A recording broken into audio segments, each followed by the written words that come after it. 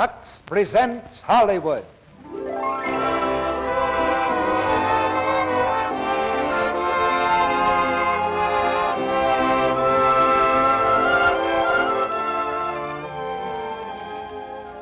The Lux Radio Theater brings you Olivia de Haviland and Herbert Marshall in Vigil in the Night with Helen Chandler.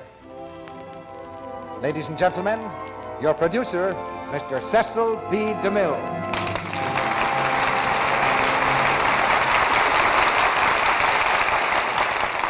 Greetings from Hollywood, ladies and gentlemen.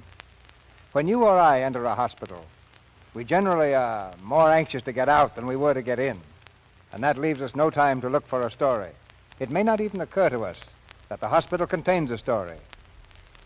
Yet, the best one of all, a love story, happens there more often than you might think. And one such love story is Vigil in the Night, a play that takes us through a hospital's calm outer corridors into the lives of the men in white and the women in white. We bring you Olivia de Haviland as a nurse who sacrifices her own professional standing for the sake of someone she loves. And Herbert Marshall as a doctor to whom an affair of the heart is, well, something that doesn't always require a stethoscope. This is the first time we've had Olivia on this stage in more than a year, and it's a good chance to congratulate her again on her fine performance as Melanie in Gone with the Wind. Proving her versatility, she comes to us this week from Warner Brothers Studio, where she's playing a very different role as a violinist in the picture Episode. I think you'll agree that Herbert Marshall, in the part of Dr. Prescott, is just what the doctor ordered. Vigil in the Night is adapted from the RKO motion picture, based on the novel by A.J. Cronin, a doctor as well as an author, who is entirely at home in our hospital setting. In a well-organized hospital, work is done with a streamlined touch, and clever women run their homes the same way, with the help of Lux Flakes. They've found that good management doesn't need luck as much as it needs Lux. But now we've an appointment to keep. A Vigil in the Night, and the curtain rises on Act One of our play, starring Olivia de Haviland as Anne Lee, Herbert Marshall as Dr. Prescott, and Helen Chandler as Lucy Lee.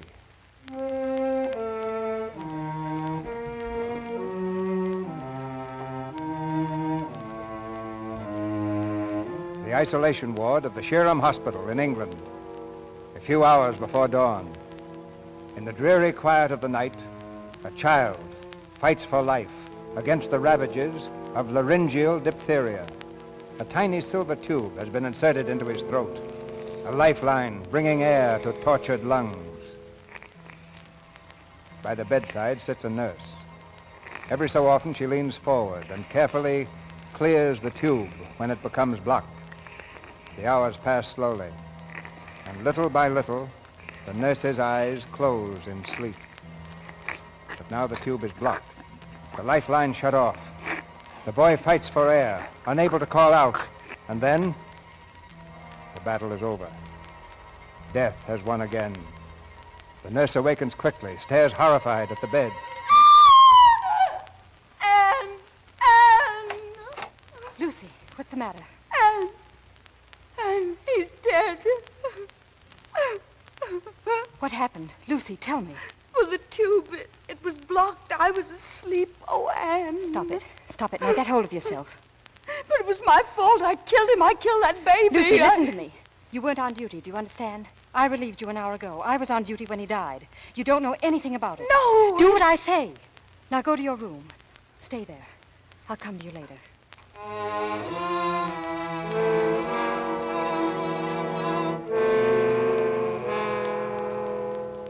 Come now, nurse. I expect to be answered. I must know how the tube became blocked. Were you the nurse on duty? Yes, I was. I thought your sister Lucy was supposed to be on last night. Yes, matron, but my sister had a headache and I relieved her. And how did the tube become blocked? Well, Matron. Yes, what is it, Nurse Gregg? I've just found out something you ought to know.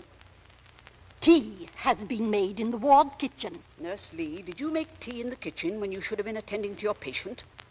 yes. I felt sure he'd be all right, but when I came back, he was dead. Nurse Lee, you of all people. It's almost... You may well search for a word, matron. There isn't one to fit it. A human life has been lost, wantonly thrown away through gross and utter negligence. Dr. Hassel, Mrs. Ward is here. Last night I told her her boy would recover. What can I tell her now? You will leave the hospital at once. And remember, Nurse Lee, wherever you go, there is nothing in the world so bad as a bad nurse, nor so good as a good one. Remember it all your days. You may go now.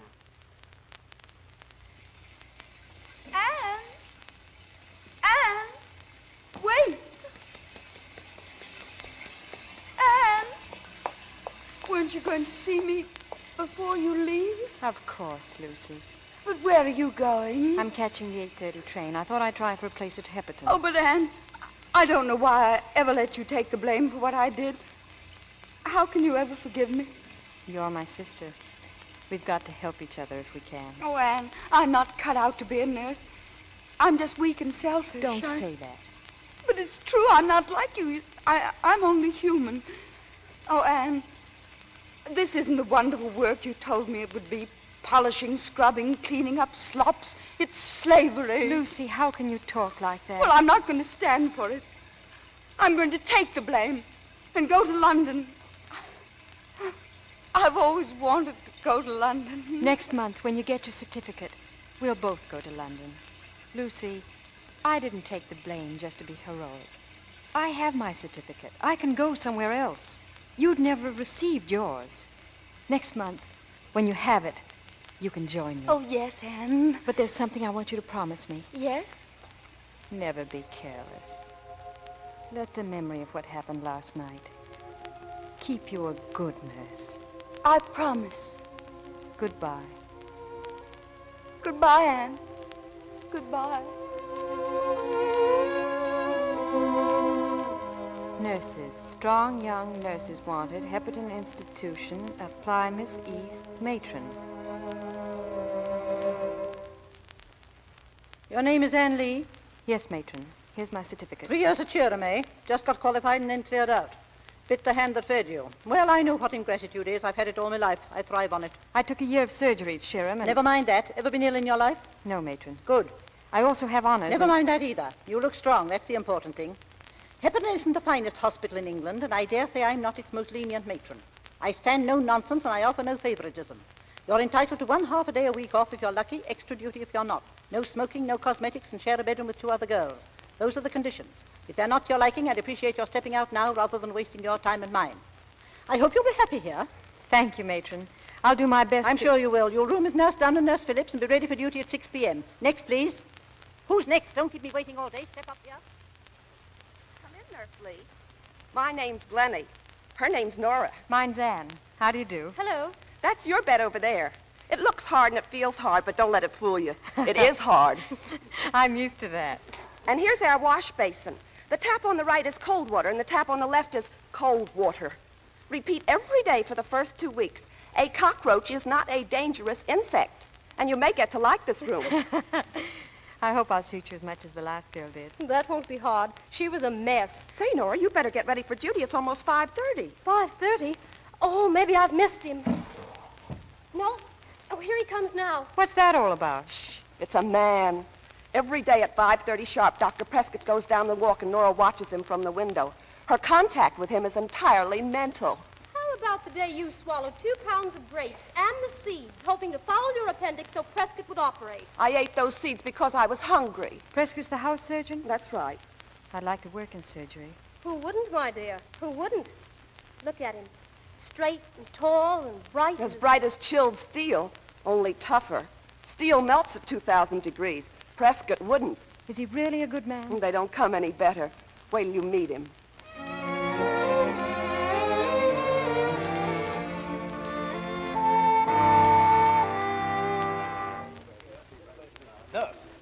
Nurse, Yes, doctor. didn't you hear me call the first time? Yes, sir. I was taking a temperature. I'm Dr. Cayley, the resident medical officer.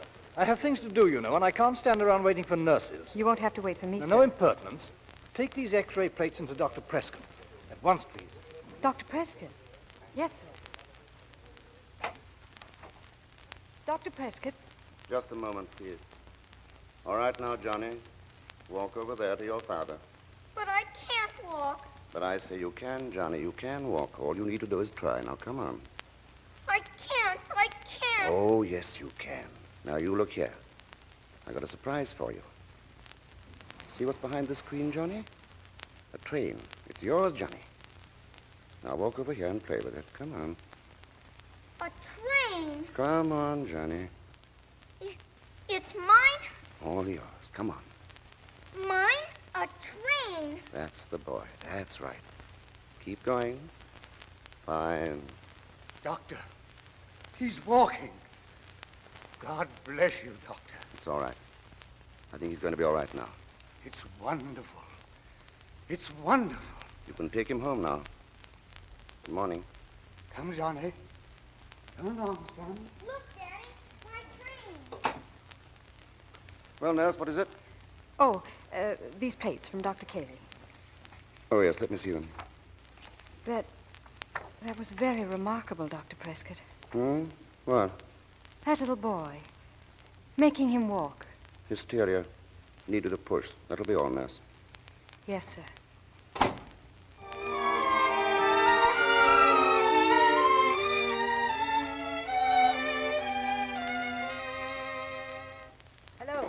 Hello, surgery. Get the theatre ready at once for an abdominal. Matthew Bowley's coming in. Acute appendix. See that everybody's on the alert. Nurse Wilde, clear the private ward near the solarium. Mr. Bowley's coming in. But, Matron, Mr. Hall's in there. Move him. Give Mr. Bowley a special nurse the moment he arrives. Yes, Matron. What's the rush, Wilde? It's a sensation. Matthew Bowley's appendix backed up on him. We're operating in the theater. Matthew Bowley? Who's Bowley, Glennie? He's the chairman of the board that runs this place, and he has all the money in Manchester. It's a wonder they bring him to a hospital like this. Prescott, that's why. Prescott's going to operate. Let's go and watch. All right, but I once coughed while Prescott was operating. I might do it again. Come on, I've got to see Prescott work. No talking in the gallery, please. The patient is ready for you, Dr. Prescott. Scalpel. Scalpel. Swab. Swab. How is it, Prescott? Gallbladder is chronically inflamed. Have to do a complete resection. Scalpel. Scalpel.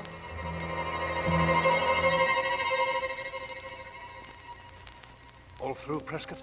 All over. Suture, matron. Suture. Count the swabs, nurse.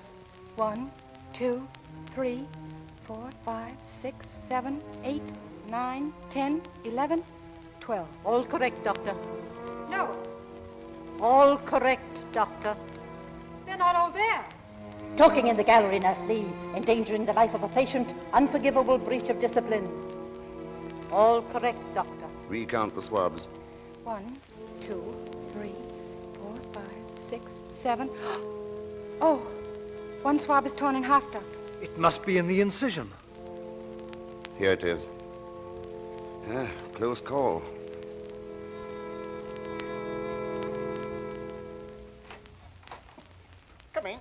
Come in, Miss Lee. Did you send for me, Mr. Bowley? Good evening, my girl. I'm glad to see you. This is my son.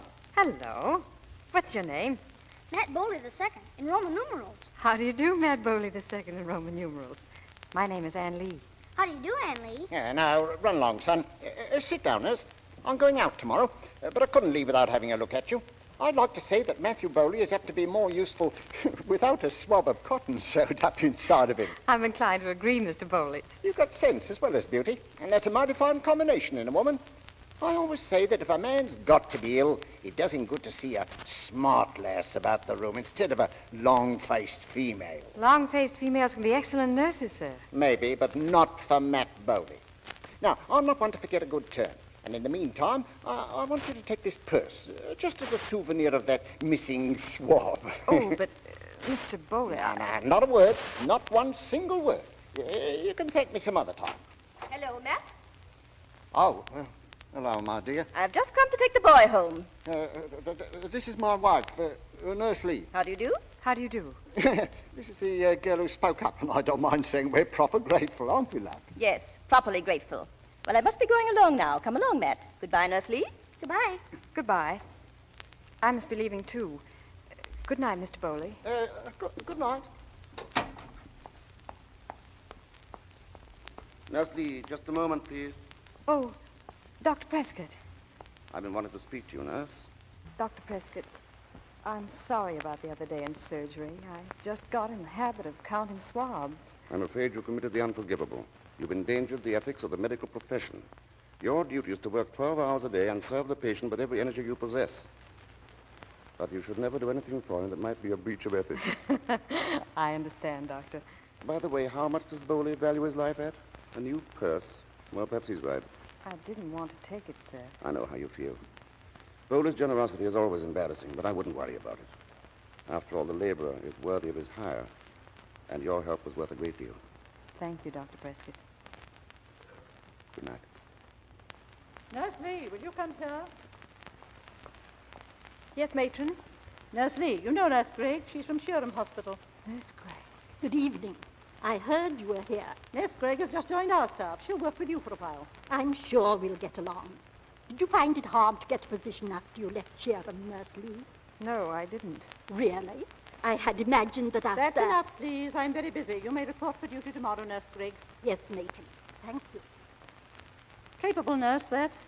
Yes, quite capable. Oh, matron. Well? Matron, may I have tomorrow off? Tomorrow off? My sister's being qualified. She's getting her nurse's certificate tomorrow, and I promised I'd be there. Why couldn't she pick your day off to be qualified? Oh, very well. Go on. Oh, thank you, matron. You can ride with me. I'm going on the Shirham bus as far as the city. Get your coat and meet me in 10 minutes. Nasty night. I shall be soaked to the skin the minute I leave the bus. I wish the drive would slow down. It's so slippery. Good evening, matron. May I sit here? Oh, hello. Certainly. Good evening, Nurse Lee. Good evening, Nurse Gregg. Well, this is pleasant. Going far, matron? I'm only going as far as the city. Nurse Lee's going to Shirham. How nice. Well, this little ride will give us a chance to talk over old times, Nurse Lee. Over a cup of tea, as it were.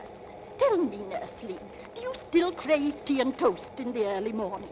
It does help one after a long night's duty, doesn't it? Yes, it does. You know, after you left, we had quite a few cases of laryngeal diphtheria, like that little boy you nursed. Remember? Handsome little boy, wasn't he? Yes, he was. So you're going back to Shirham. I should think that after what happened, Well, what happened?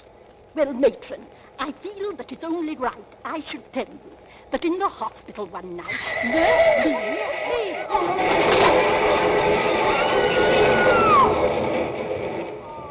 Get me out! Get me out! Oh, can't somebody get me out? Nurse Lee. Are you all right, matron? My arm. Nothing much. What about you? I'm all right, but Nurse Gregg, I'm afraid she's badly hurt. Look at her. Lift her head. Huh? Fracture, I should say. Right over. Let's get it off the road. You there, come here quickly. Yes, miss.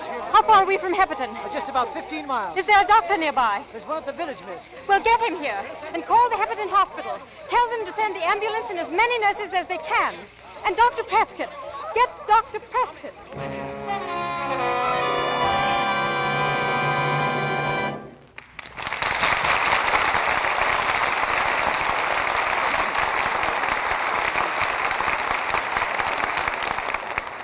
You have just heard Act One of Vigil in the Night with Olivia de Haviland, Herbert Marshall, and Helen Chandler. Before we go on with Act Two, there's something I want to say to women. You know, Mr. Ruick, when we have television on the Lux Radio Theater, your job will be easier than ever. How do you mean, Sally? Why, with television, you could illustrate all the things you say about new Quick Lux by actually showing people what you meant. You mean I could hold up a Lux Flake so they could see how sheer and delicate it is? Oh, goodness, it's so sheer you can see through it. Why, you can even read type through a Lux Flake. But what I meant was this. You could actually make suds right in front of the mic. People could see that new Quick Lux bursts into suds with a touch of water. Yes, new Quick Lux is fast. In water as cool as your hand, it dissolves 3 times as fast as any of 10 other leading soaps tested. You could show them all that with television, and you could show them how much suds you get with just a few flakes. That's true, too. Ounce for ounce, new Quick Lux gives more suds than any of the other soaps tested, even in hard water. That's why we say, a little goes so far, Lux is thrifty. But there's one thing television wouldn't show. That's Lux Purity. Now, what could we do about that? You don't have to do anything about that. Millions of women have made Lux the most popular care for fine fabrics in the country. They've done that because they know it's safe for everything safe in water alone. Washable colors and fabrics stay new-looking longer with Lux. And that same marvelous purity is in new Quick Lux. Well, there's one more thing we could do with television. We could hold up the Lux box to show women that new Quick Lux comes in the same familiar package. Well, the easiest thing to do is to go to your dealers tomorrow and ask for new Quick Lux. Use it for all your nice things. Your stockings, underthings, your silks, rayons, woolens, and the lovely new cottons. It's fast, so thrifty, and so wonderfully gentle, yet it costs no more. And be sure to get the big package for extra economy. Now, our producer, Mr. DeMille. Act 2 of Vigil in the Night, starring Herbert Marshall as Dr. Prescott and Olivia de Haviland as Anne Lee, with Helen Chandler as Lucy Lee.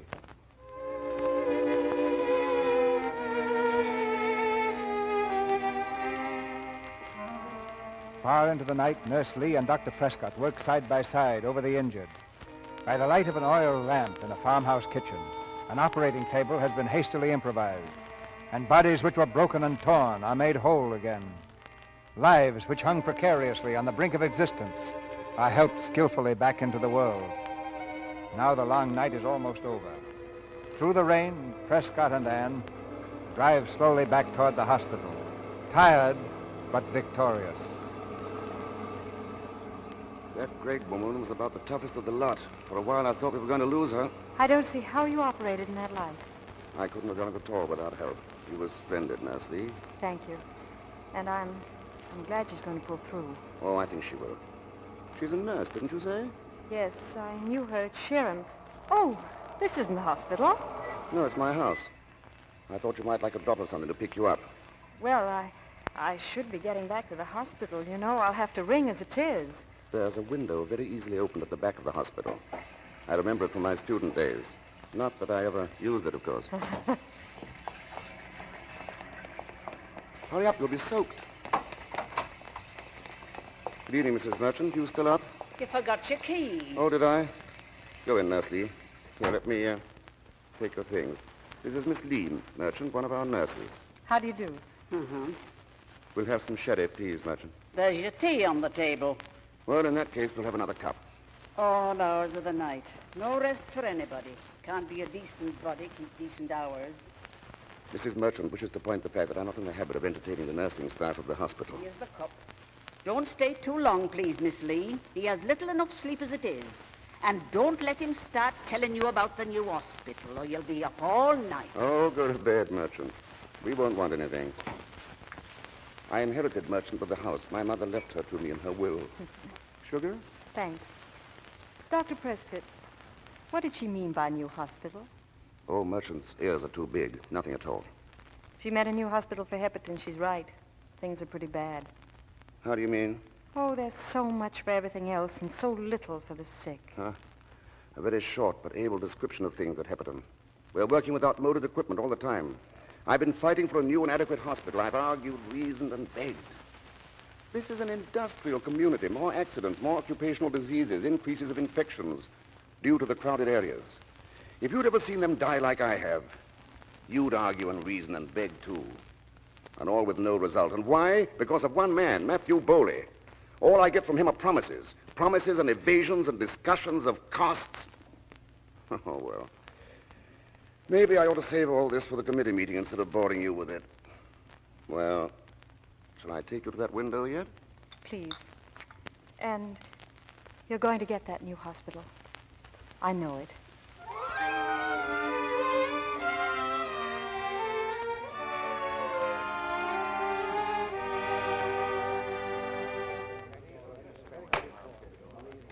Well, gentlemen, Dr. Kelly's report shows that everything in the hospital is working very smoothly. Meeting adjourned, gentlemen. Mr. Chairman. Now, Prescott, if it's about the new hospital again some other time. Dr. Cayley's report Dr. Cayley's report rather glosses over the fact that in the past several weeks, any number of cases of cerebrospinal fever have broken out. Last year, we almost had an epidemic, you know. We were not fully equipped to fight it. This year, our position is no better. We're hopelessly overcrowded and constantly having to send cases out too soon in order to make room for others. And if we let one infectious case out, 5 will come back. You may be right, Prescott, but as far as I can see, catching a disease is providence. It's not providence, Mr. Bowley. It's just a dirty, murderous little microbe. Confine that microbe soon enough and long enough, And you will save 3 times what is put into the new hospital. Now, look here, Prescott. Money isn't as easy to raise as it used to be. World conditions at the present time are pretty well upset. I understand that, Mr. Bowley, but regardless of world conditions, people still get ill. They still have babies, and they still get run over. And they come to us to take care of them. All right, Prescott, you mustn't be impatient. I'll do my best to raise the money. Will that satisfy you? How soon may we expect to hear the results of your efforts? Oh, well, give me a day or two. Meeting adjourned.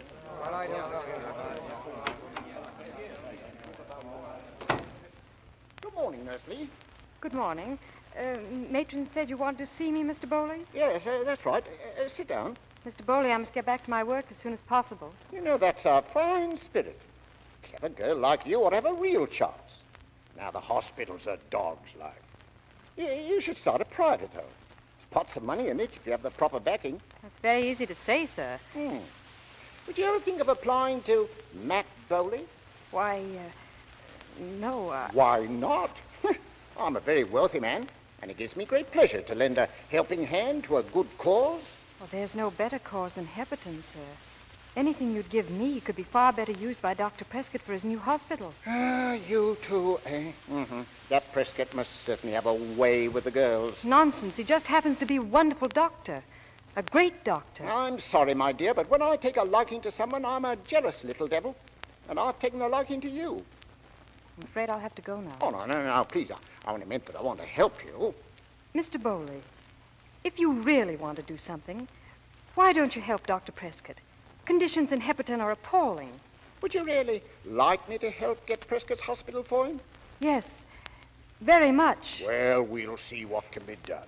You don't know how much it'd mean to him, Mr. Bowley. Oh, Anne, don't you think you ought to stop calling me Mr. Bowley? My name's Matty, you know. Matt for short. I'm a very lonely man, my dear. I've hesitated to speak about it before, but, well, you can see for yourself what the missus is. No. I'm not saying a word against her. I'm as loyal as any man could be. The fact remains, I need younger companionship, a little lady friend, as you might say. Do you mind if I come in? Why, Martha. I've been standing just outside the door. Martha, Don't bother to explain. As for you, young lady, the first time I clapped eyes on you, I knew what you were up to. Mrs. Bowley. You take advantage of a man's illness to worm your way into his affections and steal him from under his wife's nose. Now, look here, Martha. Be quiet. What kind of a fool are you to be taken in with such a baggage as that? She and her precious Dr. Prescott. He couldn't worm enough money out of you, so he put her on the job. Mrs. Bowley, Dr. Prescott had nothing to do with it. That's enough from you. I'll ask you to leave. I'll have my say with the matron, and you'll find yourself out of a job, m'lady.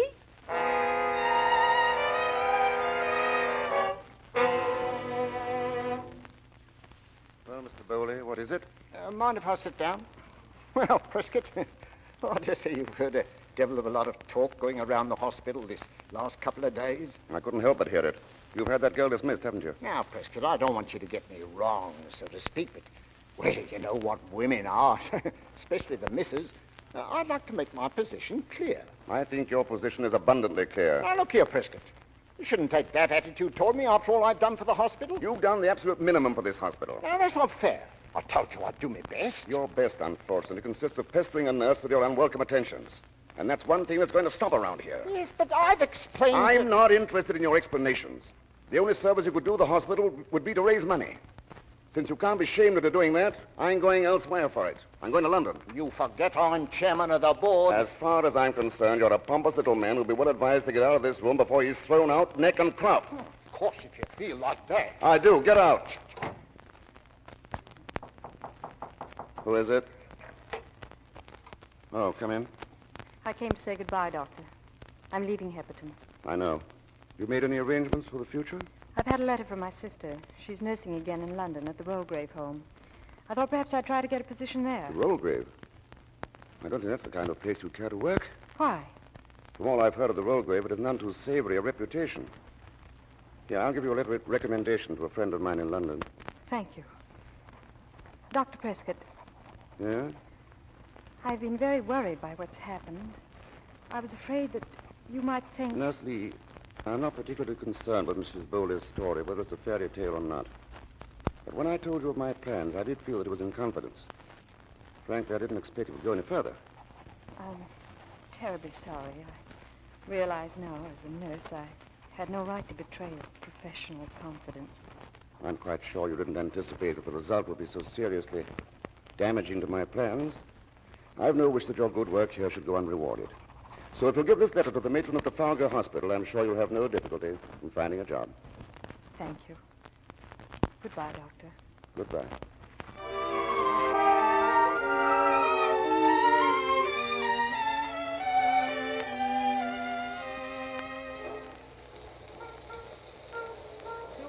Nursing home. Actress meets death. Paper. Officer. Morning, miss. Officer, could you please direct me to the Rollgrave home? It's a hospital. The Rollgrave? Closed, miss. They won't let you in there. Closed? Why? You'd better buy a newspaper, miss. It'll tell you all about it. Death in Rollgrave home. Nurse held for questioning. Boy, give me a paper. Here you are, miss. Paper. Suicide. The police are holding a nurse for questioning at the coroner's inquest. The nurse is Miss Lucy Lee of Shirham. Lucy!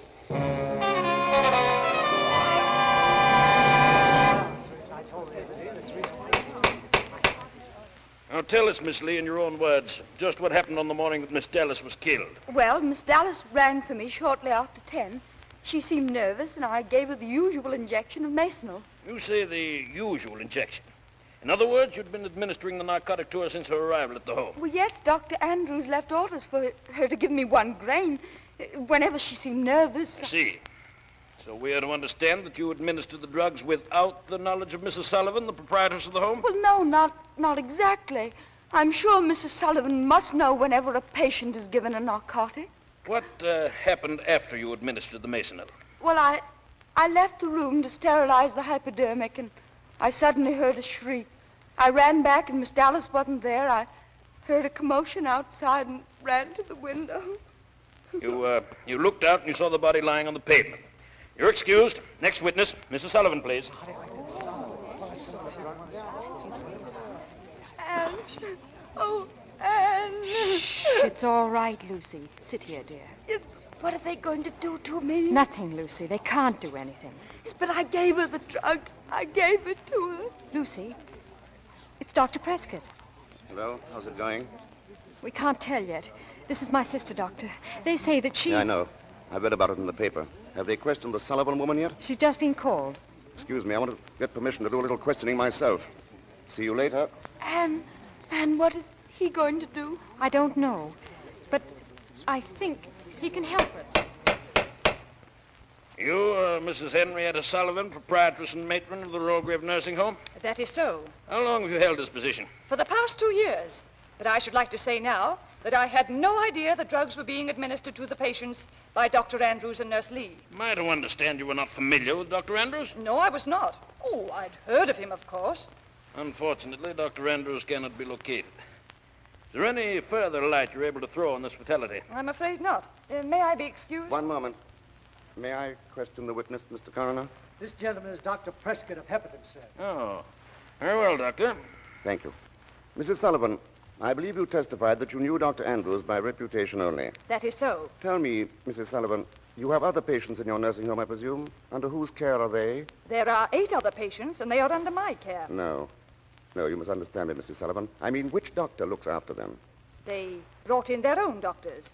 But surely these questions have nothing to do with Miss Dallas. Would you be good enough to name any doctor brought in by any of these patients? I don't remember for the moment. Well, perhaps I can help you. Was Dr. Andrews brought in by any of these patients? He might have been. You must answer yes or no, Mrs. Sullivan. Well, yes. By how many of them was he brought in? I don't know. Was he not brought in by each and every one of them? Mr. Coroner. Furthermore, isn't it true that you ran a nursing home in Leamington 5 years ago, and that you found it advisable to leave when the local nursing association began to investigate?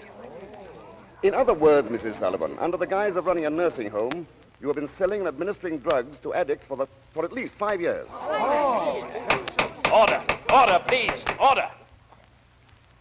You no answer to these charges, Mrs. Sullivan? I'm not on trial. I should like to speak to my counsel. Everything I have said can be substantiated, Mr. Coroner. It will be a simple matter to prove that the nurse, Miss Lee, administered the drug in performance of her duty and at the express instruction of Dr. Andrews and Mrs. Sullivan. Consequently, no guilt should be attached to her. I'm sure the jury will agree. Thank you for your help, Doctor.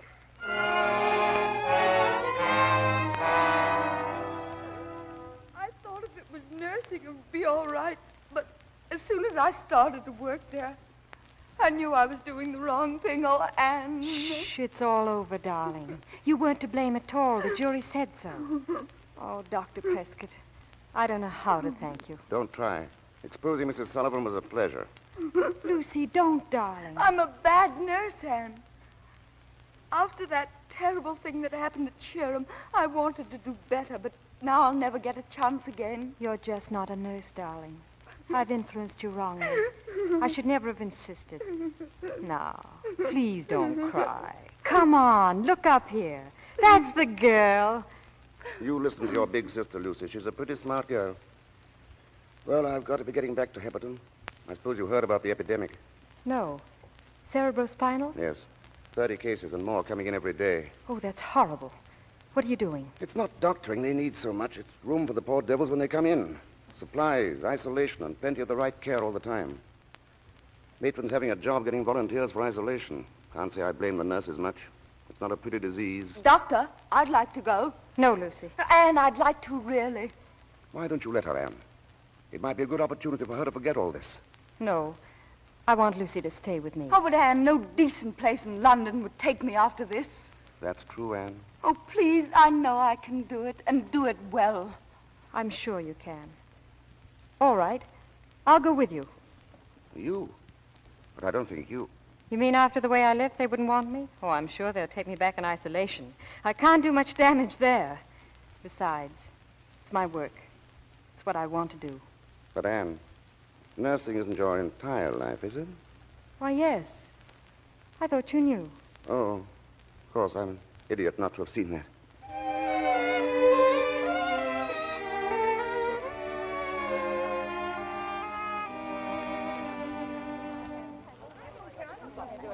Quiet, please. Nurses, I'm not going to waste words. I've had to call you together again from the same reason. Things have become far more serious. We require volunteers to go across the court. Those willing to work in isolation ward, please stand up and step forward. Nurses, I'm very disappointed at this lack of response. Why is it? Why? I'll tell you, Matron. Well, Nurse Dunn? You're asking us to go across the court and risk our lives. Why should we? Conditions here are bad enough. We work ourselves to the bone for rotten food and rotten pay and no thanks. And then when there's an even dirtier job to be done, we're asked to come forward and volunteer. Well, I, for one, would rather chuck up the job and work as a scullery maid. That's enough. I take it then that there are no volunteers. That is all. You can go back to your duties. Matron! Matron! Anne Lee! Hello, Matron. This is my sister Lucy. We're a couple of strong girls. We've never been ill in our lives, and we're reporting for duty. Duty? We've come to work in isolation, if you'll have us. If I'll have you. Anne, you know what it means. For every patient who dies in there are 2 waiting to take his place. And once you're in, there's no getting out, unless you're lucky. We're nurses, Matron. We know.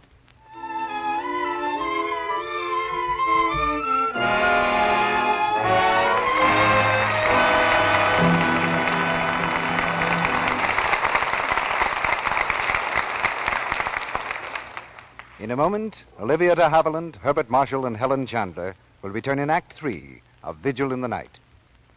During this brief intermission, we bring you our old friends, the Browning family. 17-year-old Dot and her younger sister Midge are studying in the living room as our scene opens. And there goes the telephone. I'll get it. Hello? Yes, this is Dot. Oh, hello, Mary Jane. What's new? Why, yes, I am, with Jim.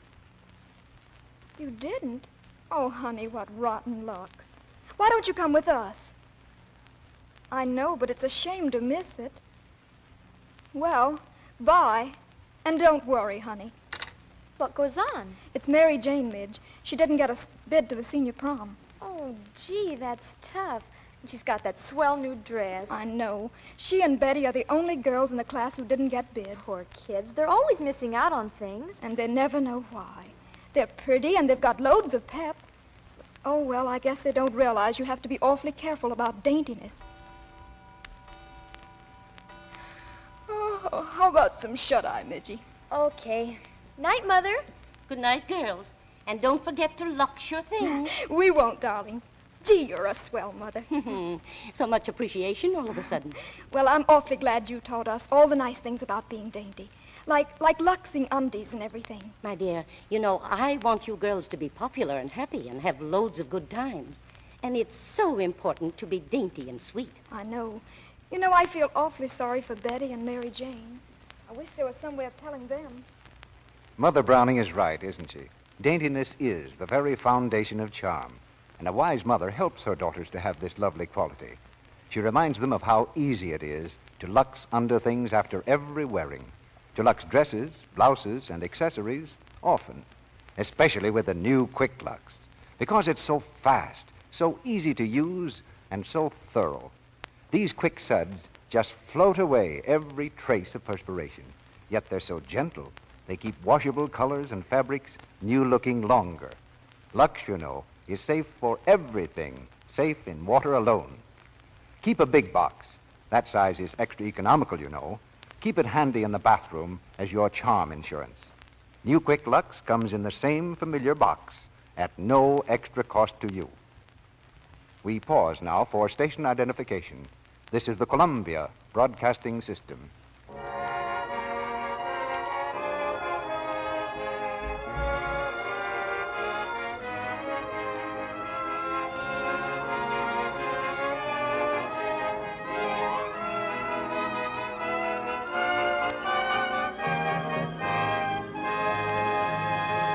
The curtain rises on the third act of Vigil in the Night.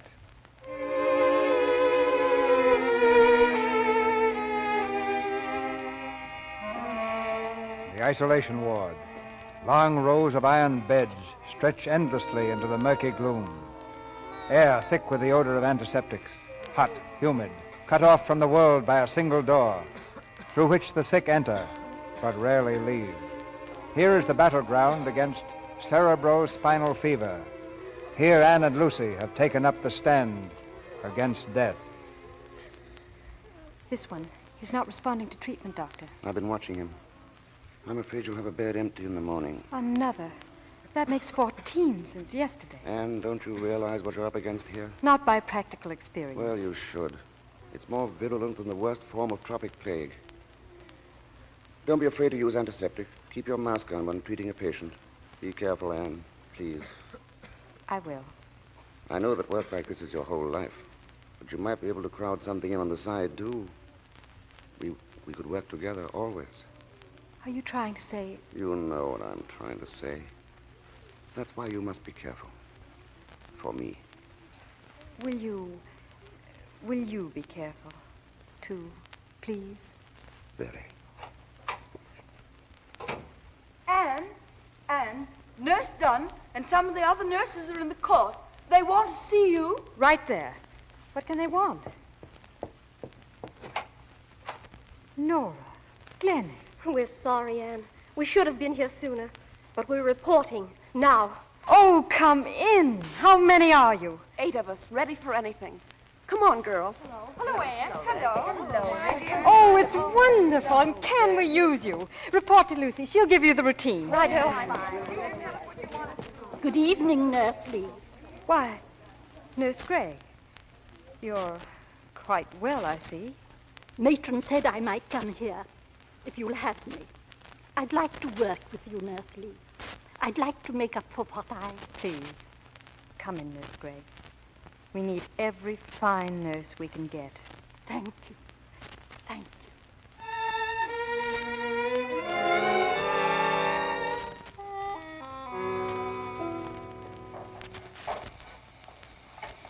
Anne, what's going on here?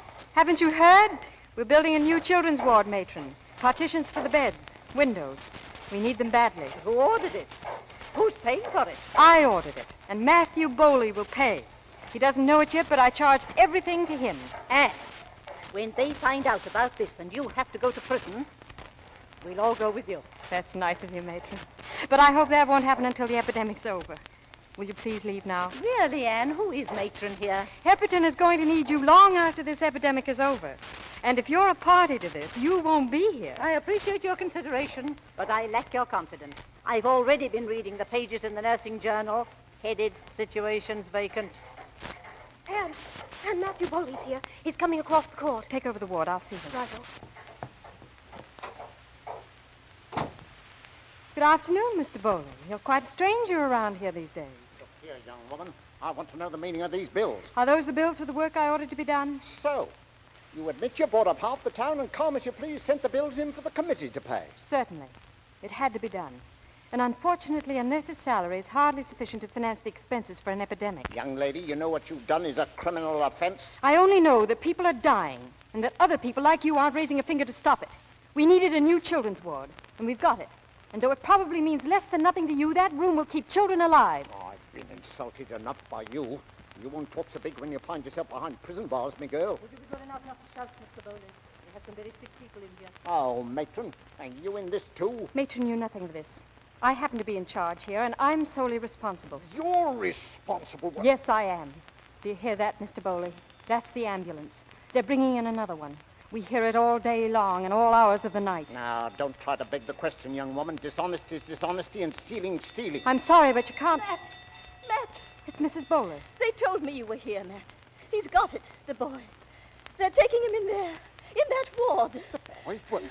It can't be. It can't be. They brought him here to this horrible place. I've got to see him. You're not allowed in there. You mean we can't see him? I'm sorry, Mr. Bowley. All infectious cases must be isolated.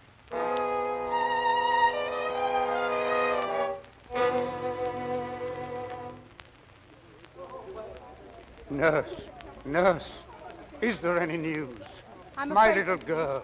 I'm afraid you'll have to wait, Mr. North, with the others. There's Dr. Prescott. Dr. Prescott. Dr. Prescott. Any news, Doctor? I'm sorry. I don't know any more than you.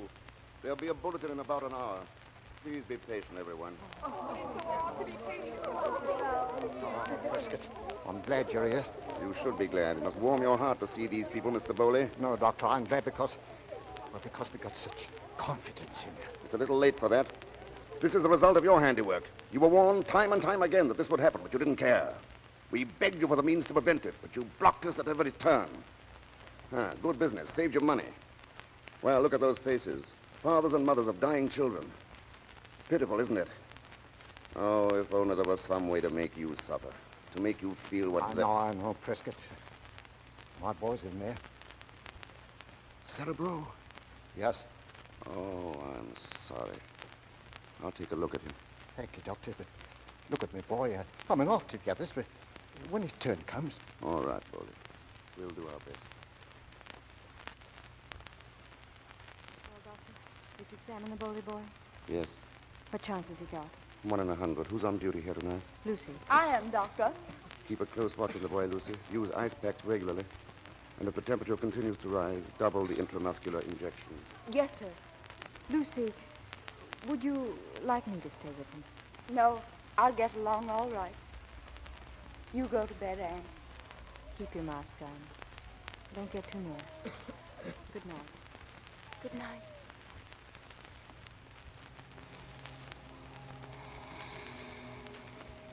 Watch him. Watch him.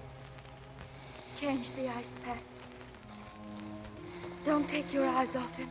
Listen to him breathe. Oh, poor little boy. Don't let him die. Oh, he mustn't die. Watch him. Watch him. Count every breath. Is it weaker? Watch him. Oh, remember the other boy. Remember. Oh, what's happened? His breathing stopped. Oxygen. Oh, breathe. Oh, why doesn't he breathe? It's no good. It's no good. Breathe into his mouth. That works. Make him breathe with your own breath. Lucy, what are you doing? That boy has cerebro. His breath is alive with it. Get away. No, don't. Don't breathe into his mouth. You'll get it too, Lucy. Don't. Look. Oh, look. He's breathing again. He's living. He's living.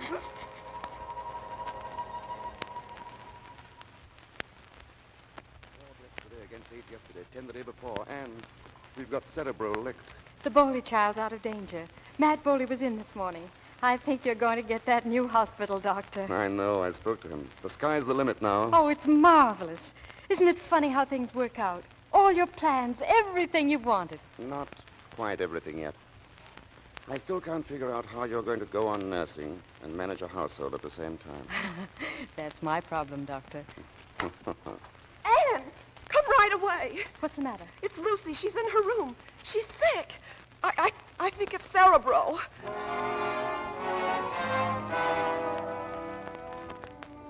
Tell me. You've got to tell me. Anne, this is the hardest thing I've ever had to say. Lucy can't live. Oh, no. She has a fulminant form of Cerebro. She won't respond. Anne. Yes, dear. Some water. Here, darling. No, don't try to move. Thank you. Anne, I'm glad I came here with you. I'm not much good now, but You'll be up and working again before you know it. Oh, not this time. And you remember the boy at Sheeran? Yes, darling. I wrote the matron and I told her everything. But lucky, wasn't it, that I had a chance to get back a life for the one I lost? And that sort of makes me even, doesn't it? Yes, darling. You know, Anne, I'm beginning to think I was a pretty good nurse. Lucy. Lucy!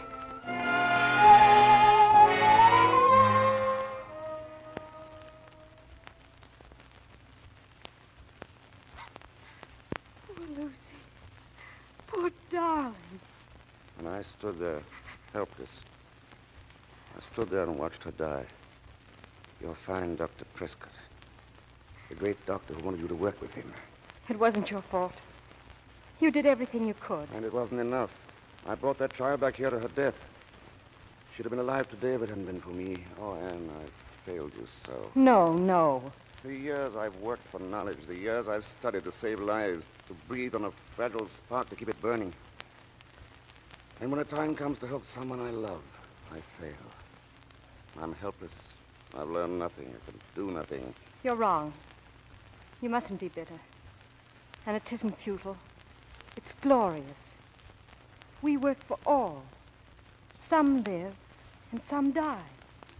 How often we've seen two people, both with the same disease, come into the hospital, both with the same power of resistance.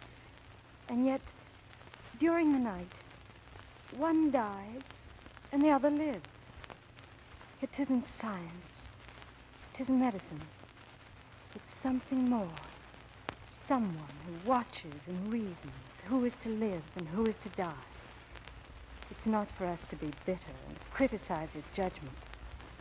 We're here to serve. And if we do it well, we find happiness inside ourselves. The perfect happiness that Lucy knew when she left us. Dr. Prescott, you're wanted in surgery at once. Emergency, Doctor. Better get ready, Prescott. They've brought in 11 men already. Explosion at the Lathron mine. They'll have more for us in a few minutes. Nurse Wild, prepare the accident ward. Move all convalescents and bring in all the extra beds you can find. Yes, Nurse Lee. Doctor, are you ready now? I think so. Come, Doctor. There's work for us to do.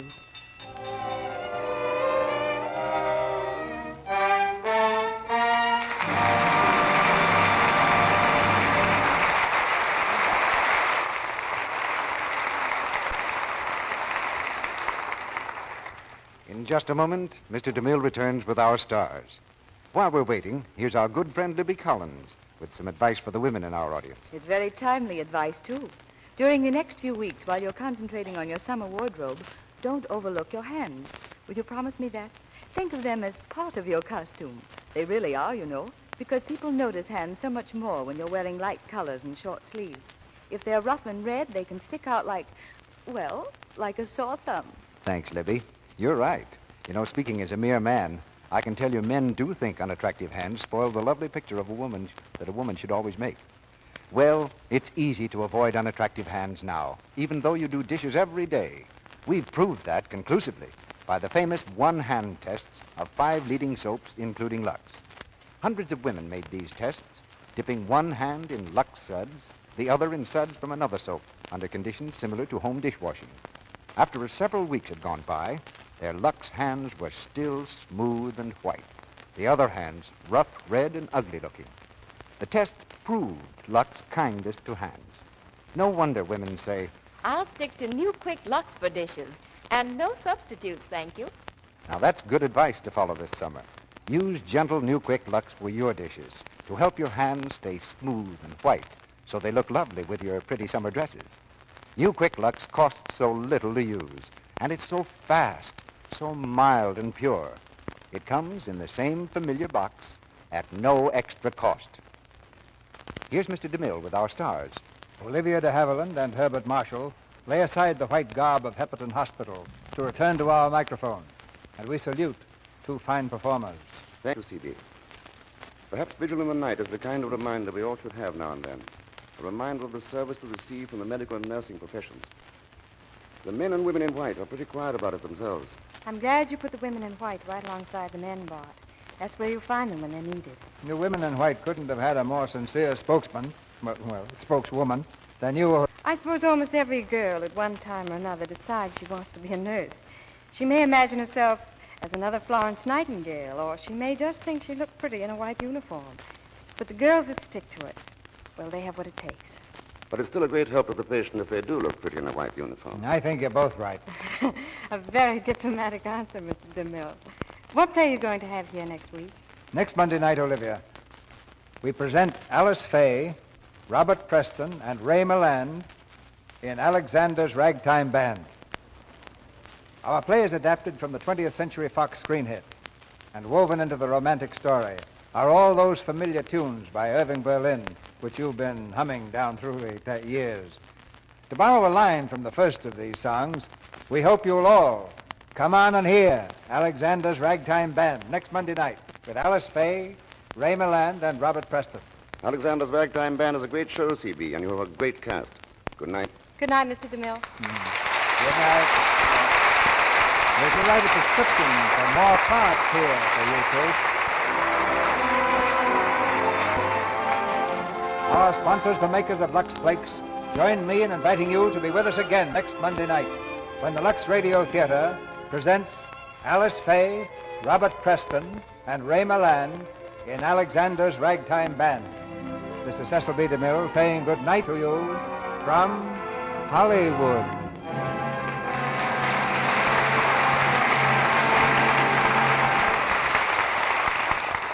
Heard in tonight's play were Frederick Warlock as Mr. Bowley, Ethel Griffiths as Matron East, Inez Seabury as Nora, Eric Snowden as Dr. Cayley, Claire Videra as Mrs. Sullivan, Lou Merrill as Coroner, Helena Grant as Nurse Gregg, Marie Blake, Gloria Gordon as Mrs. Merchant, Lee Congdon as Nurse, and Thomas Mills, Dick Ryan, Douglas Scott, Joe Panario, Paul Hilton, and Dean Wong. Herbert Marshall will soon be seen in the Walter Wangerton foreign correspondent. He has just started work in The Letter at Warner Brothers. We're proud to say that the Lux Radio Theater has just been selected as the leading dramatic program on the air in the poll conducted by the Women's National Radio Committee. On behalf of the sponsor and the Lux Radio Theater staff, we wish to thank all women throughout the country who took part in this poll. Our music was directed by Louis Silvers, and your announcer has been Melville Ruick.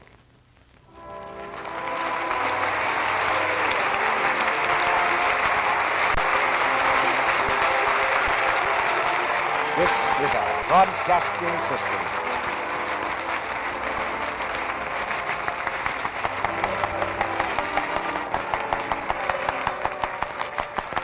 Thank you, ladies and gentlemen.